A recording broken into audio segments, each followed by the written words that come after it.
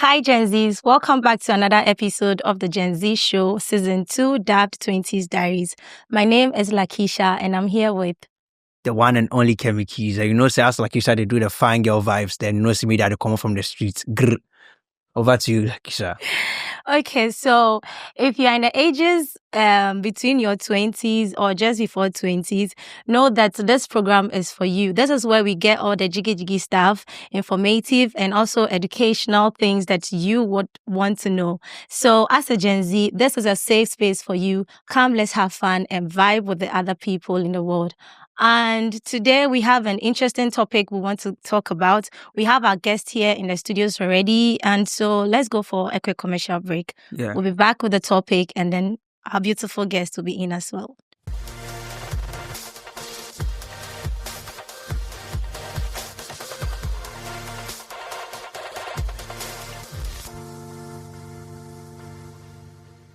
Welcome back from the break. If you just tuned in, you are watching the Gen Z Show on Metro TV. So like Lakisha said, we are going to delve into serious matters. You know, say, right now, all the Gen Zs, then show on the job, say, then they want to do doctor, nurse, right? Everybody turn body to entrepreneur. So we want to see how you go feel make money out of them. Before I introduce our guests, I want to ask them a general question. How would you describe your money relationship in one word? Your current money relationship in one word? So I'll start with you. You start with me? Yeah. Wow. Is it like a situationship? Is it a committed one? Is it like one night stand? Is it papa? Is it Nyamia Yebi? All right. So over to you. I'll say it's okay or it's comfortable. Yeah. It's comfortable. Wow, this is okay. I would say it's limited. Limited. Honestly, yes. Okay, so papa. Yes, like you want to do something, but then it's not as much as I want to use it for. Like, let's say I want to buy something. The money I have right now might not buy enough of what I want. Oh, okay. So in a day, how much will you spend? In a day, if I am living in the hostel or like I'm living alone, let's say breakfast would be, let's say 30 cedis, lunch should be, let's say 50 cedis. And then dinner, if I say I'm going to buy some kinky, that's like 20 cedis. So 100 cedis a day for food, then maybe water, drinks. So let's say 150 to 200 cedis should suffice for a day. Wow, so guys, you heard it, 150 200 cedis a day. I know, Kisha, take us through your days. Me and money situation there is like a situationship kind of thing. Today I'm very rich, I'm spending, the next minute I'm broke, I want to, I'm angry, I'm crying and all those things. So right now there's a situationship. Sometimes I'm happy, sometimes it's like Right. that. Okay, so then again, it takes us to the topics. What are the money moves in your 20s? So I would like our guests to actually mention their names or introduce themselves to you, and then we take it from there. So I know you, but you tell our guests. I don't know you know me. So my name is NL, your favorite structural artist. I'm sure you've seen my videos online somewhere. Yeah. The guy that draws structural meets in structural. Obviously, where else? Yeah, so that's me. Anyways. And I'm Kuku Ampa, a computer science student, University of Ghana. Right. Hi, I'm Darling. I settle qual. Don't question the darling. And I am a BSc psychology student in the University of Ghana. Right. So actually, they're going to the best school in Ghana. You can argue at home. So Kisha. What do you mean by that? Well, I can't, but that's the best school, you know. Anyways, so there we have it. Okay, let's be normal. My boss said let's be normal. So yes, today we are talking about money moves in our 20s, how you invest your money, how you spend, what you use your money for. If you're the type that spend a lot, how do you make money and why are you spending a lot? If you don't spend a lot, to let us know why you're not spending a lot. But today we have some of this. Should I say influencers? Well, they are, because I've seen the two of your videos, and I think it's something that we would want to know. And obviously, Enel is an influencer. How is he making money from the art he's doing, and how is he investing it into other things? We want to know all of that today on the show. So, the first question I want to ask is, as an influencer, Kuku, are you Mhm. Kuku, right? Yes, Kuku. Yes, Kuku and Darling. You're a student. So I want to believe that you have other side jobs you do on the side. So which is Okay, so I have a YouTube channel that I run, and I post gaming content on my YouTube channel. okay. So I've been doing that since 2020 COVID year, and for over 4 years, I managed to build 7.5k subscribers, thankfully. But the channel got taken down. Unfortunately, that was last December. So I'm now rebuilding the channel from scratch. Oh, too bad. Charlie, YouTube, we beg you. And Darling, what do you do? Okay, so I used to run a business. It was like it was bread with feelings, but then I stopped that. So now I work with mostly foundations and then organizations. Okay. Oh, such a soft heart. Well, I know. Take us through. Well, I'm an artist, a full-time artist. I do commissions. I sell artworks. I do influencer jobs. She said I'm an influencer. Yeah, I do you are. influencer gigs. Basically, that's it. Right. Okay, so I have a question for you. I know everybody here might be in their mid-20s or early 20s or late 20s. What's that one money move that slapped you in your 20s? So let's give them a second to think through that one money move that slapped you in your 20s. You're like, whoa. You see the way these Forex guys, when the trade goes down, then they're like dying on social media. What's that one money move that killed you? Well, for me, it's moving from where I used to stay to a different place. I'm in a new place now, so it's moving. It's moving to my new place. I have a new studio. You'll be seeing more videos from there lately. So it's moving. That's really affected my pockets. And I'm like, Charlie, wow, this is how people are surviving out here. People they try. They try. I think it's Right. But easy. before we move to our other guests, I want to find out from you. You know, being an artist in Ghana here is quite difficult because of the kind of stereotypes we have. Every parent or every African parent or Ghanaian parent is expecting their child to be that doctor, that architect. They are that white collar job they are anticipating you to be. And then you chose this part of what? Being a creative. How has it been for you, more in terms of generating income? What's the stream like? How do you monetize that artwork? How are you able to place value on that particular artwork? Because I think I watched something and I saw just a line, and then the person says he's selling for $1,000, and I'm like, one line. So what goes into pricing of your artwork? Well, many things go into making money as an artist.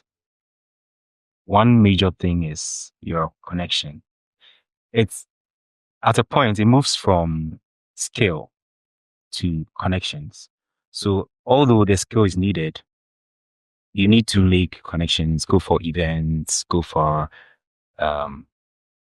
meetings, collaborate with other people in various industries and not just the art space, just to create more connections. So it's these connections that will take your name into rooms that you may not have yet stepped in. So that's how you can get those that's how you can draw a simple line and you get $1 million. So basically that's it. And it hasn't been easy. Obviously, art is not easy in Ghana, and we are gradually accepting it. We are not there yet because we are gradually understanding the whole concept of art and social media and unconventional ways of making money. Arts obviously is one of them. So we are gradually accepting that. And so it hasn't been difficult. It hasn't been easy. Sorry. It hasn't been easy. He begs you guys, he begs you. Yeah, I mean, it hasn't been easy. But then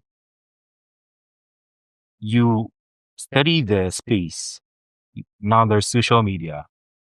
You position yourself well in a way that you attract the gigs, you attract the money, you attract the eyeballs that have the money, you attract the people that have the money.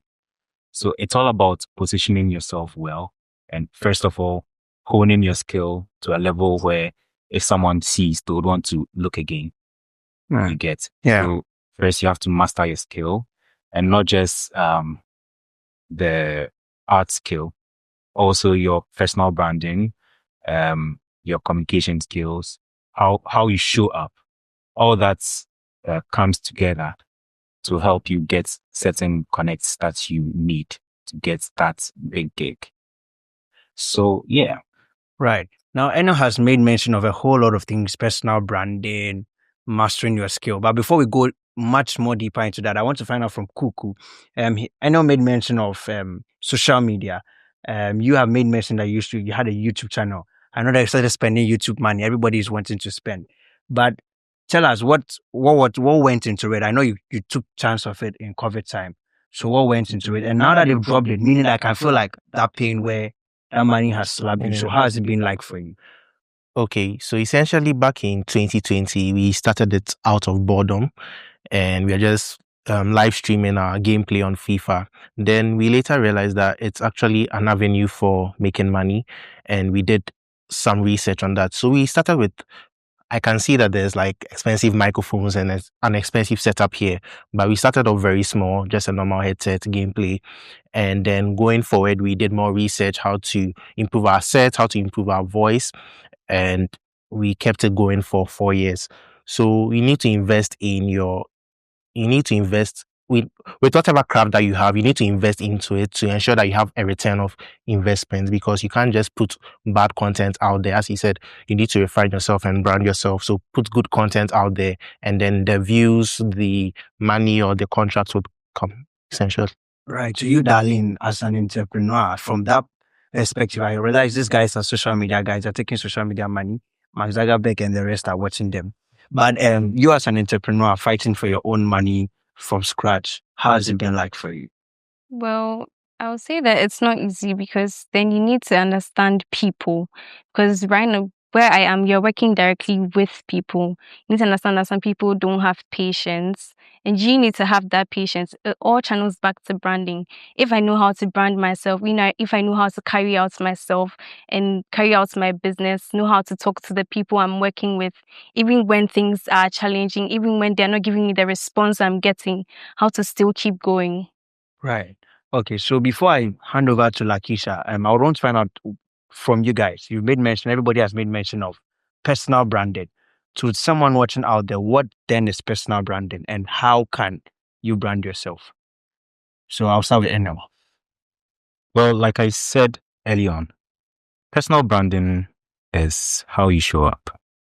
Personal branding is how you present yourself to people, how people perceive you, how you want to appear, what you want people to think about you when they see you or when they see something you do, your work.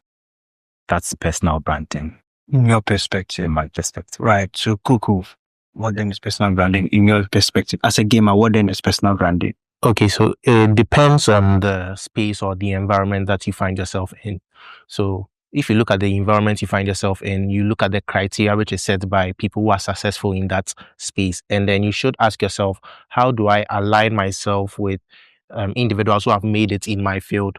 And you also don't want to do this mistake of trying to copy everything from your predecessors. You need to stand out. So you evaluate what's worked for them, what didn't work for them.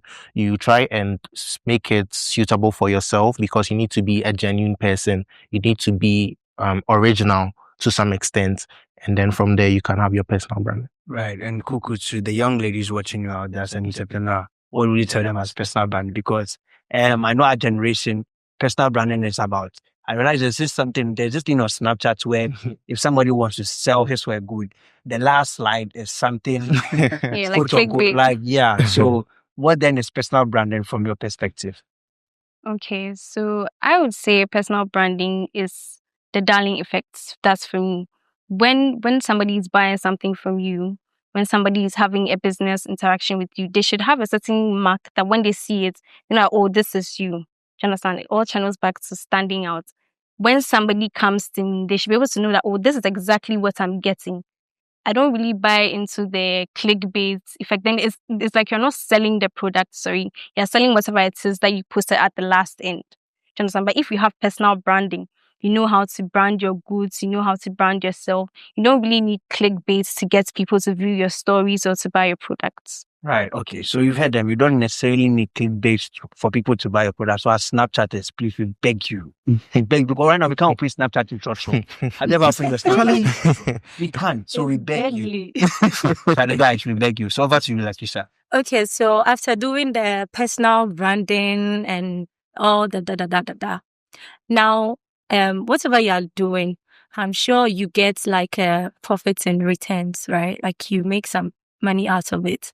So after making that amount of money, what percentage goes into investments, savings, or other things that you would like to do? So I'll start with Kuku. Okay, so using my YouTube as an example, when I started, I needed better equipment. So for, let's say, the very first year of earning money, obviously I'm a student and my parents take care of me. So the very first year of earning money, most of that money went into equipment, getting better gear for myself. And then afterwards, the rest just comes to me and some goes to investments. That's all. So what percentage goes into savings? Like, do you save? Yes, it's very important to see. The reason I'm asking this is because now you see every youth out there, or let's say the Gen Zs out there, think that, oh, now we are in our 20s, so let's spend money. You see them going to the clubs, like every time they're at a location, like a party, they are spending because they see that, oh, this influencer bought this, so I also want to get some, forgetting that the monies the influencers are making, I mean, you are not doing anything. Plus, whatever you are doing, you don't even make up to the amount the influencer is making. So the influencer will probably be saving like 70% out of whatever they get. And so you are in the house thinking that they spend a lot and you're also wasting money. So I'm asking that because I want to know how much goes into your savings and how much goes into the investment you're talking about, like you buying the microphones and other things. How much money? No, not money. How much percentage do you use in buying those things, and how much do you save for yourself, like for your future self and all of that? Okay, so with the content creation, with revenue you generate from content creation per month, the money isn't necessarily static all the time. Sometimes it's very high, sometimes it's low. But essentially, my basic needs over the month, after taking it out, everything else just goes to savings. So I wouldn't say there's a strict percentage. It changes as time goes on. Okay, so darling. Well, I am still living under my parents' roof, so technically whatever I'm earning is not to fend for myself. So I'll From the say NGO thing. from everything I do. Okay. So let's say 80% goes into savings because my parents are only allowing me to do these things because they believe that I'm building a life for myself. So my future is my topmost priority. So 80% of whatever I'm earning goes into my savings, and then 20% goes into, maybe impulsive buying and stuff like that. Tro bestie. So tell us. Well, like he said, the percentage changes from time to time, month to month, and you have to divide your money into parts. Let's say 3, then a third goes into savings, another part goes into helping you run whatever business you're doing, and the last part would go into your government coming, your utilities, upkeep. Like your church fair. Oh, sometimes I get it for free, so. Whoa. Wow. When I grow up, I want to be like. Oh no, don't. Church for free. You see your life. I told you the other day. You're not paid to be in a Maybach. Sure. You have to be in a church show. You. No. We are budgeting. No. We are budgeting. So then that brings me to my question for budgeting. Do you think that budgeting? Hold up. I'm All not right. done. Thank All you. right. Sorry. I'm very sorry. I'm very sorry. So I want you guys to tell the people, what's that one main thing that you'd want the Gen Zs to cancel out seriously? Like one thing you feel like they spend money on that is not very necessary. Like you see people on social media, you see what a lot of people spend money on, like us. I mean, yes. So what's that one thing that you feel like is not very necessary, but people still pay so much attention to and waste so much money on? Darling. Okay, when it comes to that, I don't think I can mention one specific thing that people are not supposed to invest in. Because if we say people should not pay for concerts, some people actually go to concerts and go and do videography for content creation, actually make money from it. If you say people should not be spending money going from restaurant to restaurant, some people are food bloggers. It goes the same way. So I feel like when it comes to spending money, you should just look at yourself. What I am doing right now, what I'm about to spend on, is there any link between the two? What productive benefits am I getting from what I'm about to invest my money into or pay for? If you check your line and realize that it's not in your line, then there's no need. Do you get me? Right? Yes, you couldn't have said it any better. Just look at your budget and align yourself and avoid impulse buying. That's it. If what you're about to spend your money on doesn't align with your budget or is going to hurt your pocket, then you should think twice. You get. Right. And to build up on what Darlene said, I don't think I am in the best position to tell anyone what to do with their money because that's what they earn and they can spend it anyhow. But the only thing I would say is to always look at your background and not be influenced by peers, because you see somebody spending so much money. You don't know how financially secure the person is. You don't know the person's the work the parents do.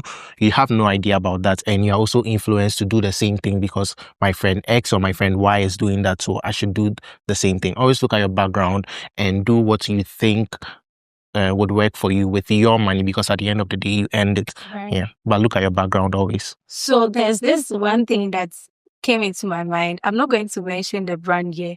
There's this trending cup. Oh, I think we all know that. Yes. Like, and I'm like, what's going on? Do you have one? Please, I don't have. Everyone is getting it. I'm like, so there's this, okay, so I saw a video of a girl from Kumasi, and she's like, okay, if everybody is buying that cup around 500, 600 CDs, yeah, and it's kind of, we'll buy the 100 CDs one, and it's 3-in-1. So she actually opened it. It has about 3 different CDs in it. Yes. So you see, that's the pressure out there. To her, she's like, oh, everybody has one, so I have to get one. So they are spending money on things that they feel like, oh, everybody has this, I also have to get it. It will surprise you that it's not just that cup. Someone is actually looking at someone's lifestyle, like, oh, this person is driving this particular car. This person lives in this space. I want to get the same thing.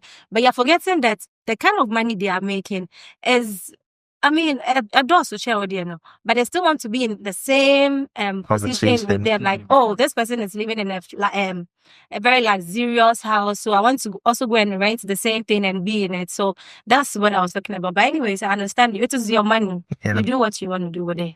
So don't laugh. You. So now we want to talk about the program leaders have coming up, which is in October. Yeah. Right. So let's get a small highlight on that one. All right. Given an overview, the LifeLink Tertiary Model United Nations Conference, it's a 3-day simulation of the UN. And I always like to use this example of the Parliament House. In the Parliament House, you have your parliamentarians representing constituencies and trying to find solutions to the problems in Ghana.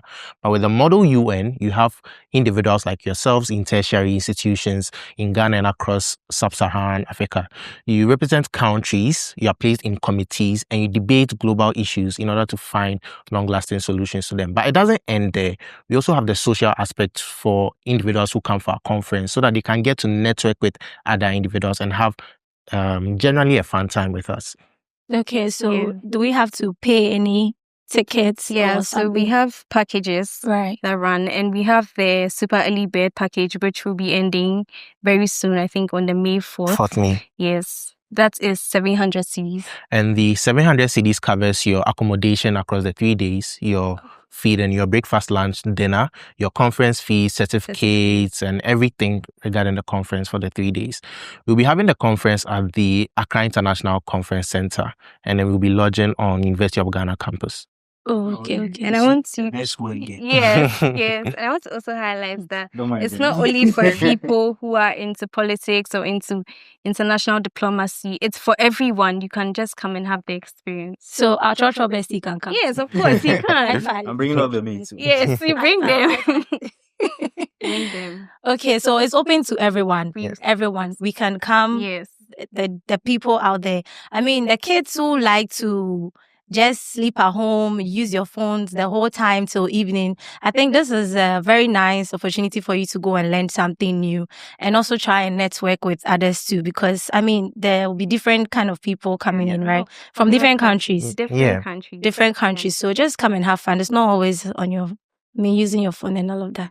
So Kemi, what do you have? So talking about your program, to somebody out there, okay, they said they're having a conference. How do I benefit from it? Right. What's the benefit I get out of it? And then let me just add my second question to you. We're talking about money. I know every Gen Z, the slightest thing you tell them is money inside. That's the first question they ask. It's money inside. So how are you let's bridge your event with making money. So what is that bridge between money and then your event? Well, you see, when he was talking about the artworks, when he asked about a line being drawn on a piece of paper and where I would sell it $1 million, and he was like, it's narrows down to connections, networking. Right. When you come to the LTMN, you meet varieties of people from different institutions, different programs, different countries. It gives you a very, very wide range of network. So when, let's say, you are building your business, there are lots of people you can easily reach out to. Right. Yeah, I get that. So, for you watching out there in October, visit them at the University of Ghana conference. Don't forget to register, because I think that myself, I'll try and be there. You should. We all need You to really network. should. Yes. In our last episode, we were saying that one thing how to really take time is about network. So if there's an opportunity, so I'm going to see my maybe Hanan Kuchi from the US, why not come and then Yes, I mean, it's network. LifeLink. Right. So, And funny enough, we do have a couple from LifeLink. They came for the LifeLink conference, and then they are now happily married. So whoa. yes, so we do link lives. At least there's hope. Right. So before you go, I just want to ask this question. Do you think that budgeting is giving broke or is giving a boss life? It's giving a boss life. Because if you have your money and you don't budget it, trust me, you spend it anyhow. You just see something. There'll be a lot of impulsive buying. You see something you want, you just want to get it. But if I have budgeted my money, this goes into this goes into this goes into this. It helps me be prepared. There's a saying that's failure to plan is planning to fail. That's basically it. Yeah. Failure to plan is planning to what? Fail. Right, Coco, what do you think about it? Is it giving broke or is it giving boss? Same thing, same response. Budgeting is giving boss vibes because you need to take control of your life and your control of your finances. There are lots of people who got into higher positions in life, even footballers or popular people that didn't necessarily manage their funds well and are not in the best position now. So you need to budget, you need to plan your life, and it will give you an upper hand over others. Right, and you're a creative. What's your word to the creatives regarding budgeting? Creatives, the way we make money is very dicey. It's not It's straight line. spontaneous. It's very spontaneous. Today you are very rich. It's more, you don't even have 2 cities. You get. So that's why it's important to plan. It's important to budget. You can never be rich if you don't budget. You can never be rich if you don't plan. And even if you sell your artwork for $1 million, it can finish tomorrow because you did not budget. So budget and know what you are using your money for, and make sure you invest some of your money. Right.